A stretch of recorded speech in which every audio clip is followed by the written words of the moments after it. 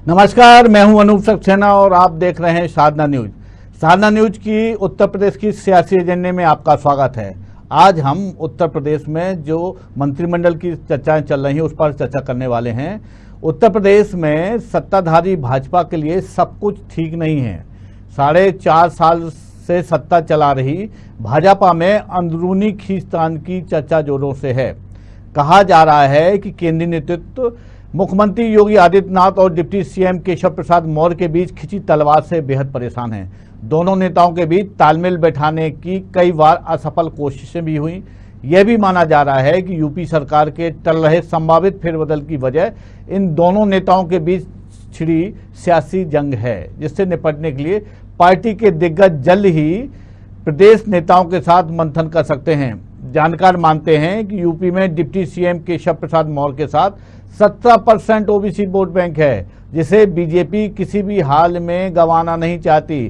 CM योगी के हिंदूवादी चेहरे को भी सूबे में काफी पसंद किया जाता है। ऐसे में पार्टी दोनों नेताओं को नाराज नहीं करना चाहती। हालांकि पार्टी चाहती है कि अगले विधानसभा चुनाव से पहले यूपी मंत्रिमंडल में फेरबदल कर लिया जाए, जिसमें जातिगत और क्षेत्रीय संतुलन बनाकर जनाधार वाले नए चेहरों को कुर्सी पर बैठाया जाए। लेकिन पार्टी की ये मंशा योगी आदित्यनाथ और केशव प्रसाद मौर्य की आपसी खींचतान में अटक सी गई है। आज हम इसी मुद्दे पर चर्चा करने वाले हैं। हमारे साथ तीन मेहमान हैं। हमारे साथ उत्तर प्रदेश के इटावा से भारतीय जनता पार्टी के गगन चतुर्वेदी जी हैं और लखनऊ से वरिष्ठ पत्रकार हमारे साथ हेमंत कुमार मैथिल सर हैं। हमारे डायरेक्टर साहब दीप कुमार जैन साहब स्टूडियो से हमारे साथ जुड़े हैं। तीनों मेहमानों का स्वागत है। सबसे पहले मैं लखनऊ जाऊंगा। हेमंत जी आप मेरी आवाज सुन रहे हैं? जी जी जी। हेमंत जी, उत्तर प्रदेश में मंत्रिमंडल की फेरबदल की चर्चाएं सर जोरों पे है। सर, फेरबदल को लेकर किस तरह का वहाँ राजनीतिक समीकरण बैठ रहा है सर? गतिविधियां क्या हैं सर वहाँ पे? यहाँ पे तो इस समय सही बताएं तो 2 दिन पहले बहुत तेज चर्चा थी जी। ठीक है, गवर्नर से मिले मुख्यमंत्री जी और उसके बाद तो पहले तो ये था कि गवर्नर साहब भोपाल जाने वाली थी जी। फिर वो प्रोग्राम कैंसिल हुआ, जिसको लेकर के चर्चाएं तेज हुई कि आखिर प्रोग्राम क्यों कैंसिल हुआ उनका।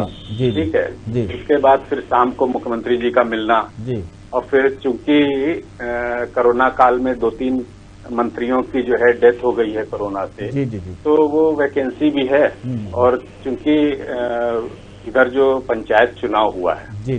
पंचायत चुनाव में बीजेपी को जो करारी शिकस्त मिली है जी। और उसमें समाजवादी पार्टी काफी उभर के आई है गाँव में जी। मतलब जिस हिसाब से देखा जाए कि बीजेपी, हालांकि योगी जी ने काम बहुत किया, ऐसा नहीं कि काम नहीं किया जी। इसके बावजूद गांव में बीजेपी का हारना जी, ये बीजेपी के लिए बहुत बड़ी चिंता का विषय है जी। समझ रहे हैं? तो उसको लेकर के दूसरा उसी को लेकर के अभी इधर फिर चर्चाएं गर्म हो गई कि नहीं, कुछ चेंज होना चाहिए क्योंकि चुनाव 2022 में होने हैं मार्च अप्रैल में जी। ठीक है, तो उसको लेकर के चर्चाएं गर्म हुई है क्योंकि प्रधानमंत्री कार्यालय से प्रधानमंत्री जी के बहुत ही करीबी के शर्मा जी जो पूर्व IAS थे वो उनको यहाँ लाया गया था बीच में अभी हाल ही में, और उनको जो है MLC भी बनाया गया। तो उसके बाद से चर्चाएं गर्म हो रही थी। दूसरा ये भी कहा जा रहा था, क्योंकि यहाँ पे आपको बता दूं कि केशव प्रसाद मौर्य जी ये सच्चाई है कि वो मुख्यमंत्री पद के दावेदार थे क्योंकि 2017 में जब चुनाव हुआ जी, तो चुनाव उनके नेतृत्व में हुआ, प्रदेश के अध्यक्ष थे वो। ठीक है, उन्होंने मेहनत भी करी, जो भी किया। फिलहाल सरकार सत्ता में आई, ठीक है, सत्ता में आई और पार्टी, और उसके बाद जो है डिजर्व करते थे वो, लेकिन ऊपर केंद्रीय नेतृत्व में योगी जी को ले आए। उनका अपना सोचना होगा, जो भी सोच के लाए। चेहरा है, एक बड़ा चेहरा है देश में योगी जी का जो। अच्छा, दूसरा ये है कि देखिए यूपी में जो राजनीति है पूरी तरह से जो है जातिवादी राजनीति है यहाँ पे, है ना। पूरा अगर बीजेपी जीतती है तो केवल हिंदू मुस्लिम करके ही जीती। ठीक है, हालांकि वो विषय अभी नहीं है। अभी तो यह है कि मंत्रिमंडल का विस्तार है ना, मंत्रिमंडल का विस्तार, तो विस्तार की चर्चाएं गर्म थी। लेकिन कल कल से सिर्फ ये चर्चाएं कम हो गई हैं। जी जी जी, कल से चर्चाएं कम हो गई क्योंकि खींचतान सर की बात सामने आ रही है। हाँ तो बिल्कुल, इसकी इसकी वजह जो आप कह रहे हैं खींचतान की बात सामने आ रही है, तो सर वहाँ पे संगठन भी है और बंसल साहब जो संगठन महामंत्री हैं उनकी संलिप्तता कितनी नजर आ रही सर वहाँ पे, और भारतीय जनता पार्टी के वरिष्ठ नेताओं की बॉडी लैंग्वेज क्या है सर वहाँ पे? देखिए ऐसा है, बंसल जी पैरेलल सीएम काम करते हैं संगठन में जी, तो इसलिए बंसल जी के रहते हुए जी कोई अध्यक्ष कोई पावरफुल रह पाएगा जी, ये कह पाना बहुत मुश्किल है जी, समझ रहे? तो आप इससे समझ लीजिए कि केशव प्रसाद जी को सिवाय अध्यक्ष बनाने के और कोई रास्ता नहीं दिख रहा है इनको, क्योंकि उन्हीं के नेतृत्व में जीते थे ये। और उनको अगर वहां से हटाते भी हैं अगर तो ये संगठन में ही लाएंगे, क्योंकि ये बात भी सही कि 17% वोट है, ये नहीं कह सकते कि मौर्य जी के इन्फ्लुएंस में है पूरा वोट, लेकिन चूंकि पिछड़ी थोड़ा बहुत प्रभाव पड़ेगा, इन्फ्लुएंस तो है ही है जी। सर हमारे साथ भारतीय जनता पार्टी के वरिष्ठ नेता हैं गगन चतुर्वेदी जी, उनसे पूछ लेते हैं। सर गगन जी, आपने हेमंत कुमार सर की बात सुनी, मेरा एक सवाल मैं उसमें जोड़ रहा हूँ। सर जिस तरह से यूपी में फेरबदल की चर्चाएं जोरों पर थीं और ऐसा कहा जा रहा था कि जो पुअर परफॉर्मेंस वाले मंत्री हैं उनको हटाकर नए लोगों को शामिल किया जाएगा, और ऐसी केंद्र सरकार की केंद्रीय नेतृत्व की मंशा भी थी सर, लेकिन दो मंत्रियों दो दिग्गजों की आपसी खींचतान के चलते केंद्रीय नेतृत्व की मंशा अधूरी रह रही, पूरी नहीं हो पा रही। सर भाई साहब जानकारी आपको देना चाहता हूँ जी कि हमारे यहाँ योजना बैठकें हमेशा चलती रहती है जी, हर कार्यक्रम की समीक्षा भी होती रहती है जी जी, क्योंकि संगठन के लोग इस योजना बैठक में थे जी, अटकलें तमाम प्रकार की लगाएंगे जी जी, यहाँ पर कोई किसी का हाथ नहीं जी जी, हमारे यहाँ कोई जातिवाद की राजनीति नहीं, केवल एक राष्ट्रवाद की राजनीति लेके हम लोग आगे बढ़ती है जी, किसको क्या जिम्मेदारी दी जानी है किसको नहीं दी जानी है ये तय अपनी बैठकों में होता है, हमेशा होता है और सभी को साथ लेकर काम किया जाता है, सबका साथ सबका विकास सबका विश्वास। ऐसा नहीं कोई क्षेत्र विशेष अकेले कार्य कर रहा हूँ, इस भारतीय जनता पार्टी में सभी कार्यकर्ता महत्वपूर्ण है, चाहे वो गांव का हो चाहे शहर का हो चाहे पीछे वाली पंक्ति का हो, सुझाव देने का सभी को अपना अपना अधिकार है और सुझाव को स्वीकार करने का अधिकार संगठन को है। निर्णय संगठन लेता है, कोई अकेले व्यक्ति विशेष का निर्णय नहीं लिया जाता। गगन जी आप ये कह रहे हैं सबका साथ सबका विकास और सबका विश्वास, लेकिन जो चर्चाएं खबर हम तक आ रही हैं या जो विपक्ष कह रहे हैं कि पिछले 4.5 साल से क्या नाम है उनका, मौर्य साहब, सॉरी क्षमा चाहता हूँ, मौर्य साहब के जितने भी डिसीजन हुए उसको पूरी तरह से उसका अनुपालन नहीं हो पाया, जो वो कहते थे उसके उलट काम हो रहा था, तो वो अपने आप को उपेक्षित मान रहे थे वो डिप्टी सीएम, लेकिन वो केवल हाशिए में थे सर। तो ऐसे में उनके जो समर्थक हैं सर वो कहीं ना कहीं नाराज तो होंगे ही, या उनको इस बात की पीड़ा तो होगी कि उनके नेता ने नेतृत्व में चुनाव लड़ा और भारी शानदार जीत दिलाई, लेकिन उसका जो उनको पारितोषिक मिलना चाहिए सर वो नहीं मिल पाया था। भाई साहब ये संगठन है, माननीय केशव प्रसाद मौर्य जी को उप मुख्यमंत्री बनाया गया, PWD जैसा विभाग उनको दिया गया, ये भी उन्हीं का संगठन का निर्णय था, हमारा लोगों का। लेकिन सर अगर वो कोई नियुक्ति करते किसी बोर्ड की या PWD से जुड़े कोई मंत्रालय या किसी को उनको नियुक्ति करनी होती थी तो उनके नाम का अनुशंसा नहीं की जाती थी, सीएम हाउस से आता था सर और वो कर दिया गया सर। जी भाई साहब, केशव प्रसाद मौर्य जो आपने विभागीय जो पद पे बैठाने वाले लोगों के अधिकारियों के नाम वो देते थे, उसके उलट सीएम हाउस से जो नाम आते थे उन पे अनुशंसा हो जाती, उनकी नियुक्ति हो जाती थी सर, उनकी बातों को माना नहीं जा रहा था, कयास लगाई जाती है जी। अच्छा सर मैं गगन जी एक बात और मैं जानना चाहता हूँ आपसे, मैं पूछना चाहता हूँ क्या मंत्रिमंडल का फेरबदल हो रहा है या नहीं हो रहा है? ये भाई साहब संगठन का निर्णय ही तय करेगा जी। पिछले जिस तरह से संगठन में माननीय राष्ट्रीय और माननीय प्रदेश नेतृत्व जी दोनों लोगों का सुझाव, प्रदेश नेतृत्व का सुझाव होता है, राष्ट्रीय नेतृत्व तय करता है, ये तय किया जाता है। गगन जी पिछले 2-3 दिन के घटनाक्रम देखें, महामहिम लखनऊ भोपाल में थी, वो अचानक यहाँ के सारे कार्यक्रम स्थगित करके लखनऊ वापस हुई, उनका योगी आदित्यनाथ का किसके साथ मुलाकात करना और उसके बाद भारतीय जनता पार्टी के वरिष्ठ नेतृत्व के द्वारा वहां पर लोग पहुंचे, पदाधिकारी पहुंचना, आज संघ के सरकारवाह हैं वो भी वहां पहुंचे, तो इन सारी जो गतिविधियां हैं कहीं ना कहीं संकेत तो कर रहा है कि भारतीय जनता पार्टी संगठन और सरकार में कुछ बदलाव हलचल तो है सर। भाई साहब, कुछ मंत्री हमारे कोरोना काल में चले गए जी, मंत्रिमंडल खाली पड़े हैं जी जी, इसकी भी बैठकर चिंता होगी जी कि जो खाली पड़े उनको जिम्मेदारियां दी जाना है, किसको कहाँ लगाना है, किसको कहाँ तय करना है, इस बारे में भी सभी संगठन के पदाधिकारियों के लोगों की चिंता हो रही है। गगन जी कहीं ऐसा तो नहीं? लेकिन भाई साहब, पर्दे के पीछे कयास बहुत लगाई जा रही है। जी जी, लोगों, अब हम लोग बैठते बराबर बैठते रहे, क्योंकि ये चुनाव जिला पंचायत, ग्राम पंचायत सेक्टर जिला पंचायत का चुनाव था, चुनाव के बाद ये बैठक हो रही, इसलिए तमाम कयास लगाई जा रही। कहीं ऐसा तो नहीं? लेकिन निर्णय सभी का सामूहिक होगा। जी जी, चलिए हमारे साथ डायरेक्टर सर हैं। डायरेक्टर सर, आपने दोनों मेहमानों की बात सुनी सर, आप क्या मानते हैं कि अगला जो चुनाव है वो उत्तर प्रदेश में भारतीय जनता पार्टी के लिए कितना चुनौतीपूर्ण होगा सर? ऐसा है कि केशव प्रसाद जी मौर्य के अध्यक्षता में रहते हुए उत्तर प्रदेश में भाजपा की सरकार बनी। जी सर। और उनका ओबीसी का जो वोट बैंक है वो भी काफ़ी महत्वपूर्ण है, 17%। जी। परंतु योगी आदित्यनाथ की जो हिंदूवादी छवि है जी, वो भी सरकार को काफ़ी महत्व रखती है। जी जी। इसलिए केंद्रीय नेतृत्व बहुत असमंजस में इस समय उलझा होगा कि इसको कैसे दोनों के बीच में सामंजस्य बिठाला जाए। जी जी जी, तो निश्चित तौर पे ये चुनौती हो सकती है।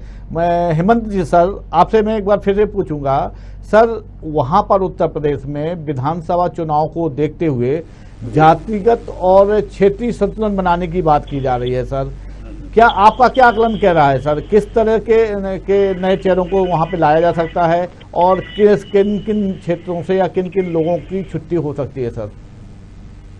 देखिए, अभी तो क्या है कि अब तो ये तो इस पे तो विचार चल ही रहा है पार्टी में। जी, पार्टी में विचार हो रहा है और ये विचार स्वाभाविक भी है, क्योंकि आपको पता है कि पंचायत चुनाव में जो रिजल्ट आया उसको देखते हुए हमें लगता है जहां तक जी जी कि केशव प्रसाद मौर्य को ये लोग केंद्रीय नेतृत्व मनाने में कारगर होगा और ये मना लेगा और ये प्रदेश की कमान संभालेंगे, क्योंकि देखिए योगी एक बहुत बड़ा फेस हो गया है इस समय। ठीक है, तो ऐसा नहीं कि योगी जो है, योगी को हटा देना आसान है, योगी को भी नहीं हटाएंगे। योगी बड़ा फेस है और उनको रख के उनके ही नेतृत्व में चुनाव होगा और उधर अध्यक्ष जो है बनाएंगे उनको, मौर्य जी को। जी जी, और बाकी नए चेहरे लाएंगे, ये ऐसा करेंगे कि ये लोग, कोशिश इनकी ये होगी कि जहाँ क्योंकि चेंज भी होना है, चेंज भी होना ये है, और ये जहाँ से इनको शिकस्त मिली है या जहाँ से ये वीक हुए हैं वहाँ पर ये चेंज करेंगे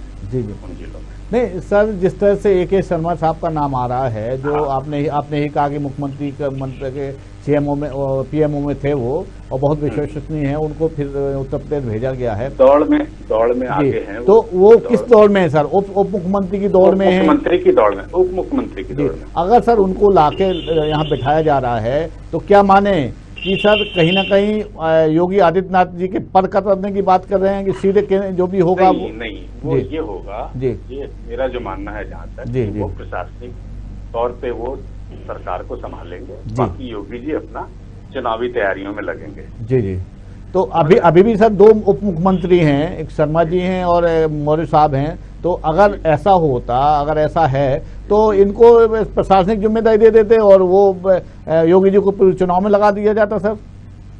प्रशासनिक, देखिए एक IAS अफसर और एक टीचर, जी, उसमें बहुत अंतर होता है। जी जी, कार्य प्रणाली में दोनों की। जी जी जी, ठीक है, दिनेश शर्मा जी हैं, लेकिन दिनेश शर्मा जी में वो चीज नहीं है जो उनमें होगी। जी, मैं जहां तक समझता हूँ, देखिए IAS ही होता है हमेशा। जी जी, है ना, वो डिक्टेटर। तो सर क्या ये समझा जाए कि दो शर्मा ब्राह्मण 2 मुख्यमंत्री होंगे सर, ऐसा माना जाए क्या? हाँ बिल्कुल। तो ये भी माना जाए कि जिस तरह से इस वर्ग विशेष को लेकर नाराजगी कही जा रही है उत्तर प्रदेश में, उनको मनाने के लिए शर्मा जी को 2 उप मुख्यमंत्री बनाएंगे सर? नहीं, वो उससे जो है यहाँ बहुत फर्क नहीं पड़ेगा। जी, इससे यहाँ बहुत फर्क नहीं पड़ेगा, क्योंकि केशव प्रसाद मौर्य को भी ये, चूंकि प्रदेश का अध्यक्ष भी बहुत बड़ा पद होता है, हाँ हाँ, छोटा पद नहीं है। प्रदेश का अध्यक्ष जो है, अगर प्रोटोकॉल में देखे तो आप हाँ बिल्कुल, संगठन सर्वोपरि है। भारतीय जनता पार्टी में संगठन सर्वोपरि रहता है सर। हाँ, संगठन भी सर्वोपरि रहता है, लेकिन ठीक है, वो ये है कि समय है, देखिए क्या होता है आगे। चलिए गगन जी, पिछला जब चुनाव हुआ तो केशव प्रसाद मौर्य जी अध्यक्ष थे और उनके द्वारा, उनके नेतृत्व में भारतीय जनता पार्टी ने शानदार जीत हासिल की। उनको ये समर्थकों को ये लग रहा था कि मौर्य ही उत्तर प्रदेश की कमान संभालेंगे, लेकिन अचानक उन्हें डिप्टी सीएम बना दिया गया और योगी जी को मुख्यमंत्री बना दिया गया। तो सर ऐसे में उनके समर्थक नाराज हैं और अब जो लगातार 4.5 साल तक जो उनकी उपेक्षा की बात कही जा रही है, उससे सर संगठन के सामने, केंद्रीय नेतृत्व के सामने एक चुनौती नहीं है कि सर उनके कैसे मना पाएंगे सर उनको? एक भाई साहब, जो लोग कहते हैं कि माननीय केशव प्रसाद मौर्य की उपेक्षा की जा रही है जी, ऐसा बिल्कुल नहीं है जी। मंत्रिमंडल से लगा के कोई भी फैसला लिया जाता है, केंद्र में भी कोई सुझाव दिया जाता है जी, तो माननीय केशव प्रसाद मौर्य जी को महत्वपूर्ण माना जाता है। जी जी। संगठन में भी सुझाव उनका लिया जाता है, सरकार में भी सुझाव उनका लिया जाता है और सभी लोगों को साथ लेके बैठा के संगठन और सरकार दोनों का समन्वय होता है, तो काम आगे बढ़ाया जाता है। कोई एक व्यक्ति की जिम्मेदारी लेने का प्रश्न नहीं है जी, न एक व्यक्ति का काम है जी। भारतीय जनता पार्टी में सभी लोग जिम्मेदार हैं, सभी कार्यकर्ताओं के ऊपर भार है जी। इसीलिए हम लोग आज चुनाव जीतते आए और चुनाव जीतते रहेंगे।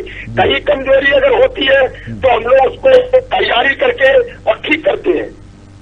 जी, क्या सर आप बात कर रहे हैं, लेकिन जिस तरह से आपके कई सांसदों, केंद्रीय मंत्रियों ने विरोध जताया मौजूदा नेतृत्व के खिलाफ, नेतृत्व से जताया, तो आप क्या मानेंगे सर? क्या संदेश जा रहा है सर?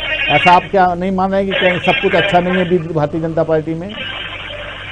नहीं, कोई भाई सब मंतव्य एक है, रास्ता एक है, दिशा एक है, लक्ष्य एक है जी। कार्य केवल सभी को उसी रूप में करना है। मतलब आप ये कहना चाह रहे हैं कि चुनाव आते ही पार्टी सर्वोपरि रही और सारे जो अगर किसी में आक्रोश है, नाराजगी है, तो सब एक हो जाएंगे, ऐसा आप मान रहे हैं? लेकिन बीच बीच में तो सुझाव दिए जाते हैं, कुछ लोग उसको अटकलें लगा देते हैं कि लीडरशिप नाराज है, कोई कहता है वो फलाना नाराज, लेकिन ऐसा कुछ नहीं पार्टी में। पार्टी में सभी लोग एक मन से काम करते हैं। जी जी सर, दैट इज सर, जिस तरह से भारतीय जनता पार्टी उत्तर प्रदेश में सरकार में सत्ता में है, तो एक एंटी इनकम्बेंसी फैक्टर भी काम करेगा सर। तो सर मैं ये जानना चाहता हूँ, ये जो चुनाव आने वाला है, इससे कैसे जूझेगी भारतीय जनता पार्टी, उससे कैसे निकल पाएगी भारतीय जनता पार्टी सर?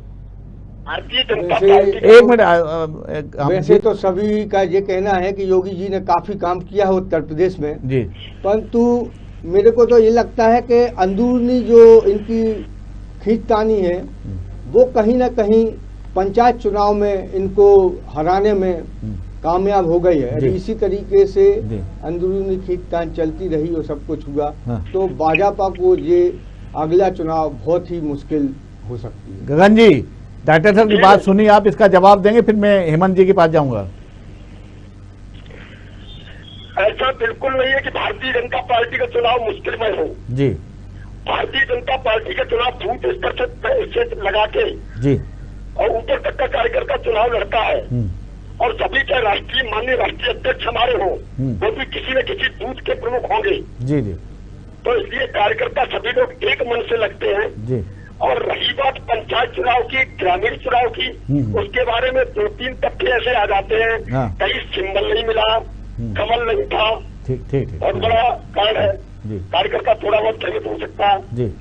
दूसरी बात, ग्राम का चुनाव है तो किसी का बहुत खास वो होगा। तीसरी बात ये चुनाव में आ जाती है, पंचायत चुनाव में, कि हम लोग ग्रामीण क्षेत्रों के परिवेश में जाते हैं तो गांव का कोई प्रधान हुआ तो उससे कह दिया गया हम तुम्हें वोट दिला देंगे तो हमें वोट दिला देना जी जी। तो ये भी चलता है, ये अंतर नहीं, ये फर्क नहीं हम मानते हैं।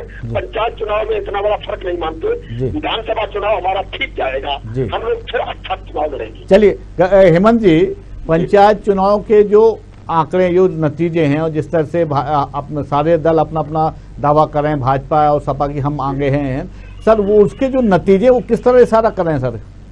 सर नतीजों की बात करेंगे तो इशारा तो बीजेपी के लिए अच्छा नहीं है, लेकिन आपको मैं यहाँ बता दूं, योगी जी और बीजेपी अब इस समय पूरी तरह से जुट गई है और ये नतीजे जो है बदल जाएंगे। ये मैं जानता हूँ, ये मैनेज कर लेंगे सारा जी।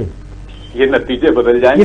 किसमें बदल जाएंगे? किस चुनाव में बदल जाएंगे सर? विधानसभा चुनाव में। अच्छा जी सर। हाँ, क्योंकि इन्होंने जो इन्होंने काम नहीं किया कोरोना के पीरियड में, जो ये उसका भी असर था, कोरोना का भी असर था, जिसकी वजह से इनको ये देखना पड़ा। लेकिन सर आप ये मान रहे हैं कि जो विपक्ष चिल्ला रहा है या विपक्ष जो दावा कर रहा है, समाजवादी पार्टी हो, बहुजन समाज पार्टी हो या कांग्रेस हो, जिस तरह से किसान वहाँ पे आंदोलन में बैठे हैं और उन्होंने कल किसानों का दावा है कि इस चुनाव में हम सबक सिखाएंगे मौजूदा सरकार को, चाहे केंद्र की हो या प्रदेश की हो, तो सर क्या ये जो फैक्टर है ये काम नहीं करेंगे कि सर? क्या काम करेंगे, ऐसा नहीं है काम नहीं करेंगे, तब तक ये कोई रास्ता भी निकालेंगे ये लोग। जी। तो क्या माना जाए सर कि उत्तर प्रदेश में एक बार फिर भारतीय जनता पार्टी की सरकार का प्रदर्शन मतलब पिछले चुनाव की तरह ही दोहराया जाएगा? अब मैं अभी से तो बिल्कुल सर ऐसा नहीं कह सकता, लेकिन ये संभावना है। जी सर। गगन जी आपसे अंतिम सवाल है मेरा। गगन जी, भारतीय जनता पार्टी ने पंचायत चुनाव में जो भी आप आंकड़े कह रहे हैं अलग बात है, लेकिन विपक्ष का दावा है कि आपके समर्थित जो लोग हैं बहुत संख्या में हारे हैं और उनके लोग यानी समाजवादी पार्टी या कांग्रेस या बहुजन समाज पार्टी के लोग ज्यादा से ज्यादा जीते हैं। और ये जो संकेत है ये कहीं ना कहीं या जो परिणाम है ये कहीं ना कहीं मौजूदा सरकार की रवानगी के लिए उल्टी गिनती शुरू होने की बात कर रहे हैं वो। पूर्व में भी भाई सब चुनाव हुए जी, उसमें भी सपा बसपा सारे दल मिलके हम लोगों को हराने के लिए खड़े हुए जी। अब तो उनके लोगों को पारिवारिक विवाद भी चल रहे हैं जी। हम लोगों को फर्क नहीं पड़ने वाला जी। पहले तो एक होके लड़े थे जी, तब जनता ने उन्हें सजा दी जी। और अब तो विवाद चल रहे, कोई किसी के ऊपर चल रहा, कोई किसी के ऊपर लड़ाई चल रही। जी। अब घर एक नहीं जी। आपने कई बार भी देखने में बैठाना होगा, वो अपनी पार्टी के रोना रो रहे हैं। जी। लेकिन हमारे यहाँ ऐसा कुछ नहीं, हमारे यहाँ सभी कार्यकर्ता बराबर है जी। सबका साथ, सबका विकास, सबका विश्वास, हम लोग सबको लेके चलती है। जी। हेमंत जी, अंतिम में आपसे जल्दी से जानना चाहता हूं कि जिस तरह से भारतीय जनता पार्टी केडर है और उसका कैडर बेस्ड पार्टी है, उनका संगठन है, ग्रामीण मतलब जमीनी स्तर पर उनके कार्यकर्ता काम कर रहे हैं, लेकिन कांग्रेस जो है, जो राष्ट्रीय स्तर पर बड़ी पार्टी है, उस पर कांग्रेस कमजोर है पूरी तरह से। समाजवादी पार्टी में जैसे गगन जी ने कहा कि उनका पारिवारिक लड़ाई चल रही है, आपस में खींचतान चल रही है। बहुजन समाज पार्टी का भी पंचायत चुनाव में और जो पिछले चुनाव में प्रदर्शन रहा वो भी बहुत अच्छा नहीं है। तो ये सारे जो मामले हैं सर, सारे समीकरण हैं, कहीं ना कहीं भारतीय जनता पार्टी के लिए राहत की बात हो रही है या नहीं हो रही सर? से बिल्कुल हो रही। जी, बिल्कुल हो रही। जी। सर आपसे डायरेक्टर सर आपसे अंतिम सवाल पूछूंगा कि आप क्या मानते हैं सर, पंचायत चुनाव में जो परिणाम आए हैं, क्या इसका कोई असर आने वाले विधानसभा चुनाव में पड़ सकता है सर?